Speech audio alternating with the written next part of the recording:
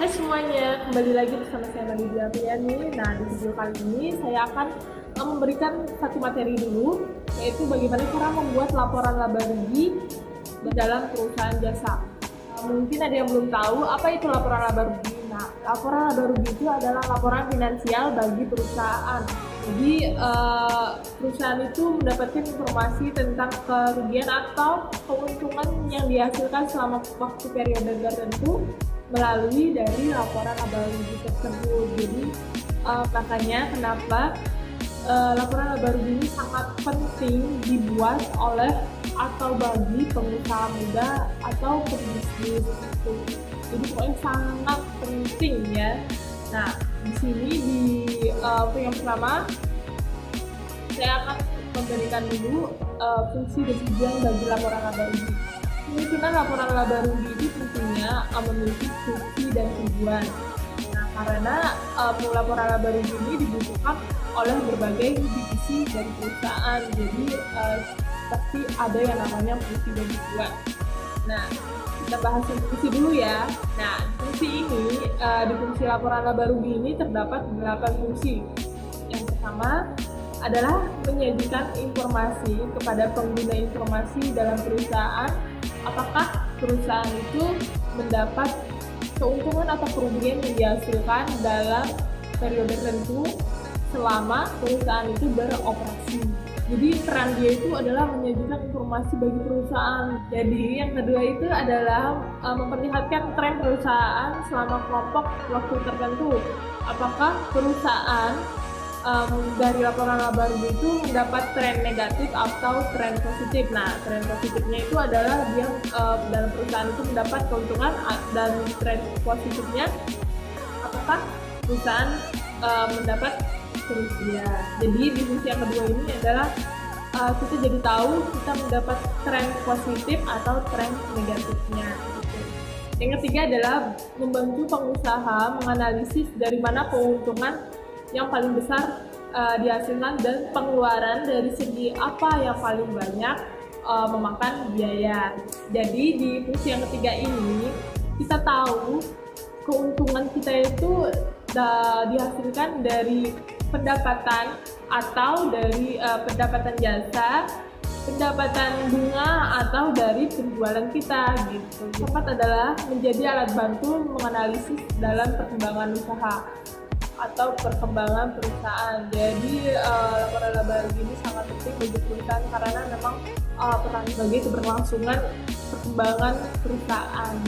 Nah, untuk yang kelima ini menjadi patokan bagi perusahaan jika ingin mendapatkan keuntungan yang banyak. Jadi perusahaan itu harus meningkatkan yang namanya penghasilannya atau pendapatannya gitu. Jadi laba rugi ini sebagai patokan. Jadi misalnya kalau di bulan ini dia pendapatan atau penghasilannya sedikit, berarti untuk bulan depan harus bisa dong ditingkatkan atau lebih baik lagi. Terus yang keenam itu adalah menjadi alat bantu sebagai strategi perusahaan. Jadi misalnya di dalam fungsi yang keenam ini, jadi perusahaan itu tahu jika kita harus melakukan strategi apa nih biar perusahaan kita lebih meningkat dari periode sebelumnya.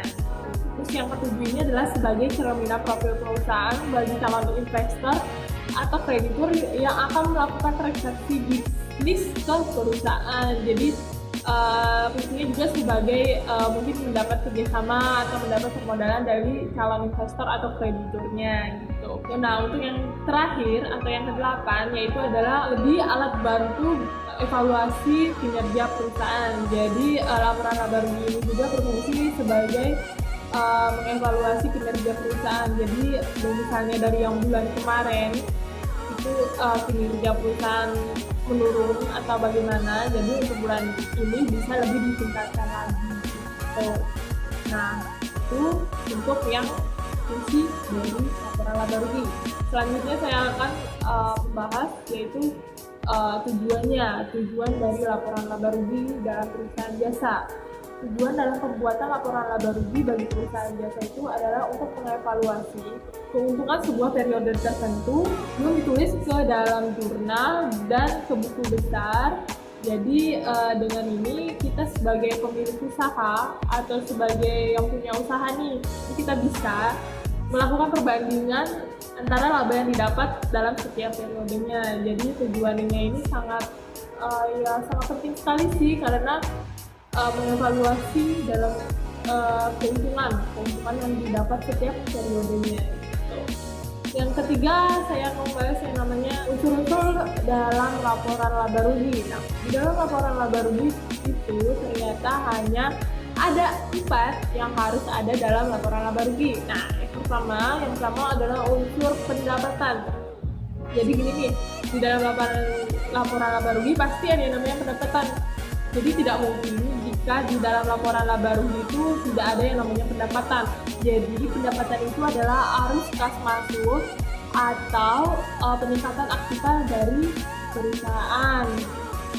Kalau kita sebagai dalam perusahaan biasanya kita pasti ada yang namanya pendapatan jasa servis, misalnya kalau di bengkel ya kan. Terus pokoknya pendapatan jasa lainnya. Yang kedua adalah beban. Nah, beban ini adalah sebuah pendapatan yang terjadi pada arus keluar atau adanya penggunaan aktiva yang kemudian menimbulkan liabilitas selama periode tentu, misalnya ada produksi barang atau menyelesaikan jasa. Nah, untuk keuntungan itu adalah peningkatan ekuitas yang terjadi karena adanya transaksi dan perusahaan yang bersifat perihal atau secara kebetulan yang dihasilkan dari pendapatan atau investasi dari pemilik perusahaan. Yang keempat adalah kerugian. Nah, kerugian ini jika tadi keuntungan adalah peningkatan ekuitas, nah untuk kerugian ini adalah penurunan ekuitas. Hal ini terjadi karena sebuah transaksi yang kebetulan dihasilkan dari beban yang atau pendistribusian ke pemilik perusahaan. Gitu. Nah, mungkin untuk di materi yang pertama ini cukup sekian. Jadi itu tadi adalah fungsi dan tujuan serta elemen yang terdapat dalam laporan laba rugi. Nah, mungkin sudah paham dan sudah jelas ya, karena sangat mudah kok untuk memahami yang namanya laporan laba rugi. Oke, terima kasih sudah mengikuti dan bergabung dalam kelas saya, dan sampai jumpa.